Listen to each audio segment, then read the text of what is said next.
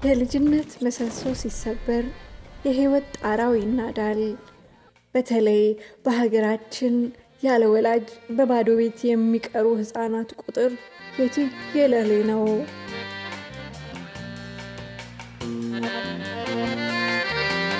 የዛሬው ታሪካችን ግን ከዚህ የጨለማ ህይወት ውስጥ በደግነት ብርሃን ስለወጡ ሁለት ታዳጊያን ነው የሚያጤነው።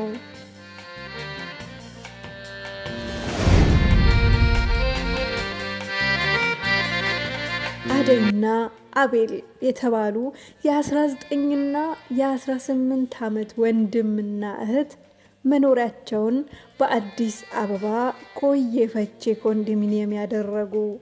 እኚህ ወጣቶች በለጋ ዕድሜያቸው አባታቸውን አጥተው ሰንበትበት ብለዋል።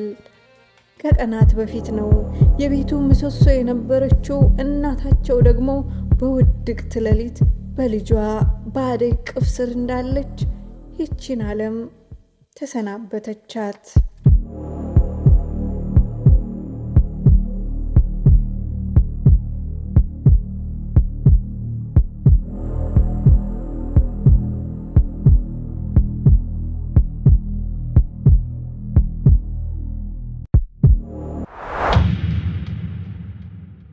ሌላ ታላቅና አስደንጋጭ አሳማሚ ክስተት አስቡት እስቲ። ለወሬ እንኳን ነጋሪ ሳይኖራቸው እናታቸው እጃቸው ላይ ስታርፍ የሚሰማቸው ታላቅ ዱብዳ። ከሞት ህመም ጋር የኑሮ እሳት የተደመረባቸው መኖሪያቸው ያላለቀ የባንክ ዕዳ ነበረበትና ዕዳውን ለመክፈል ለስራ ያልደረሱ ለምግብ ያላነሱ የ12ኛ ክፍልና የኮሌጅ ተማሪ ነበሩ። ዕዳ ስላለው ግዴታ በየወሩ መክፈል ስላለብን ቢቋረጥ ባንክ መውረስ ስለሚችል በዛ የተነሳ ይህ ትልቁ ችግራችን የቤታችን ጉዳይ ነውና፣ ሁለተኛ ነገር ደግሞ ትምህርቴ ነው እና እናቴ ትልቅ ቦታ እንድደርስ ስለምፈልገውና የዓለሙን ማቋረጤ እሱን ብጀምር ትምህርት ደስ ይለኝ ነበር የእሷን ፍላጎት ለማሟላት እና እሱ ስለከበደኝ ትንሽ ተጨንቄያለሁ። እሷን ከማጣት በተጨማሪ ይሄን ያስጨንቀኛል። ሁለተኛ ደግሞ ወንድሜ ራሱ ለቀጣይ ትምህርቱ እሱም ያሳስበኛል። ምክንያቱም በዩኒቨርሲቲ ደርሶ ቢሄድም ያስፈልግበታል። መላው ጠፋ። ችግር አይኑን አፍጥጦ ጥርሱን አግጥጦ ተደቀነባቸው። ሐዘን መከራ ሲደራረብ በምድር ያለ ነገር ሁሉ የጨለመ ሲመስለን ነፍሳችንን ለማሳረፍ ወደ ፈጣሪያችን መጮኻችን አይቀርምና የ12ኛ ክፍል ፈተናውንም የኮሌጅ ትምህርቷንም እርግፍ አድርገው ትተው በየጸበሉ በየገዳሙ ከሰው ሸሽተው ሁሉን ወደ አስገኘው ፈጣሪ መዋደቃቸውን ተያያዙት። ከባድ የጨለማ ጊዜያቶች።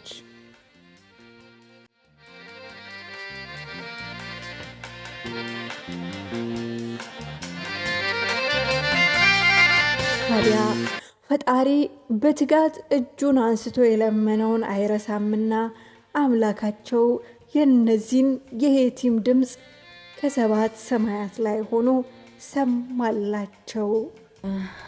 ነገሩ የረፈደ መስሎ ነበር። በእርግጥ ግን ያው አልረፈደም። በጣም ደስ ብሎኛል እውነት። አሁን ለነሱም ራሱ በእርግጠኛነት አምናለሁ በእውነት ብሩህ ተስፋ እንደሚያደርገው። ምክንያቱም ከዚህ በላይ ብዙ መልካም ስራዎች ሰርቷል ብሩህ ተስፋ። ይሄ ለብሩህ ተስፋ በጣም ቀላል ነው።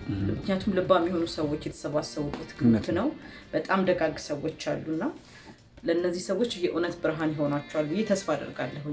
እውነት ነው። የሚቆጭ ነገር ቢሆንም እናታቸውን በህይወት ኖራ ረድተናት ቢሆን ደስ ይላል። ግን በልጆቹ ግን እናትየውን እናገኛታለን ብዬ አስባለሁና ደስ ብሎኛል ዛሬ እዚህ ስለተገኘን እዚህ ቤት።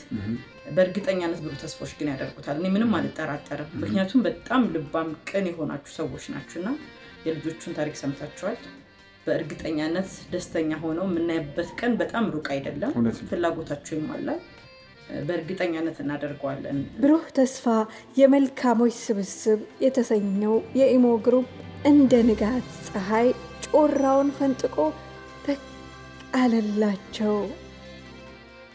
እነዚህ የልበቅን ስብስቦች የታዳጊዎችን ችግር ሰምተው ዝም ማለት አላስቻላቸውም። እንዲያውም የችግራቸውን ስር ነቀል መፍትሄ ለማምጣት ቆርጠው በመነሳት ተሯሯጡ እንጂ። ቤቱ የራሳችን ካርታ ለመያዝ 55,000 ብር ያስፈልጋል። እሱን ከከፈልን ካርታ መቀበል እንችላለን፣ በራሳችን ማድረግ እንችላለን። ቤቱና 55,000 ብር ያለበት ቤት ነው። እንግዲህ ያው ብሩህ ተስፎች ያው ችግራችሁን ብላችሁ ተቀብላችሁ ማለት ያው የኛን ችግር ለመፍታት ስለምትፈልጉ ጊዜ ይስጥልን። ብሩህ ተስፋ ማለትም እኛ የምንፈልገው ይሄ ትልቁ ጉዳይ የቤታችን ጉዳይና የትምህርታችን ጉዳይ ነውና ይሄ ማሳካት ከቻላችሁ ሌላው ነገር ለኛ አያቅተንም እና የእናታችንን ትልቅ የሆነ ስኬት እንትን ማለት ስለምንፈልግ እሷ እናትም አባትም ሆና ያሳደገች እናታችን ናትና ትልቅ ደረጃ እንድንደርስ ነበር ፍላጎቷ እና አለማሳካቱ ባትኖርም እኛ መቀጠል ስላለብን ግዴታ የእሷን ራዕይ ለመከተል በቅኖቹ ታዳጊዎቹን ያስጨነቃቸው የቤት የባንክ ዕዳ ሙሉ ለሙሉ ከፍለው የቤቱን ካርታ በስማቸው ካዞሩ በኋላ ታዳጊዎቹን የቤት ባለቤት በማድረግ አስፈነደቋቸው። መች በዚያ በቃና የተሰበረ ልባቸውን ለመጠገን አዲሱን ዓመት አብሮ ሆኖ ለማሳለፍ ሲባል እነ ጊልዶ ካሳ እነ ሳንቾ ገብሬ የመሳሰሉ አርቲስቶችን በመጋበዝ አብረዋቸው አከበሩ። በለቅሶ ታቸው ደግሞ በሚያምር ፈገግታ ሳቅ ፍክት ሲል ይታያል። የደጉ ሳምራዊ እጅ ሲዳስሳቸው ጠውልገው የነበሩ ችግኞች እንደገና እንደ አዲስ አቆጠቆጡ። ያ ትምህርቱን ሊያቋርጥ የነበረው አቤል ዛሬ የሐዋሳ ዩኒቨርሲቲ ተማሪ ሆኗል። ተስፋ የቆረጠችው አደይ ደግሞ ወደ ኮሌጇ ተመልሳለች። ውድና የተከበራችሁ የብሩህ ተስፋ የዩቲዩብ ቻናላችን ተከታታዮች ይህ ሁሉ የተደረገው በሶሻል ሚዲያ ላይ ነውና ሶሻል ሚዲያችንን፣ ገንዘባችንን፣ ጊዜያችንን ለወሬና ለአልባሌ ለማይሆን ነገር ከምናባክን ለመልካም ነገርና ለበጎ ተግባር በመጠቀም የተጨነቀች ነፍስ እናድን የኛ መልእክት ነው። ምክንያቱም ለሰው መድኃኒቱ ሰው ነውና። ከዚህ በላይ ምን የሚያስደስት ነገር አለ?